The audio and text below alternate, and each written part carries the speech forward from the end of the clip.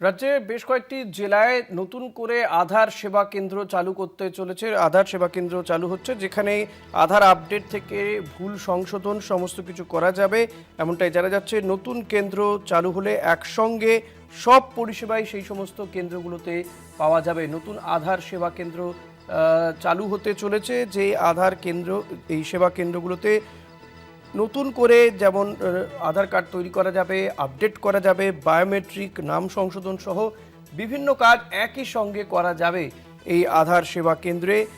রাজ্যের বেশ কয়েকটি জেলাতেই এই আধার সেবা কেন্দ্র চালু হচ্ছে বলে জানা যাচ্ছে। রাজ্যের 21টি জেলায় নতুন আধার সেবা কেন্দ্র চালু হতে চলেছে।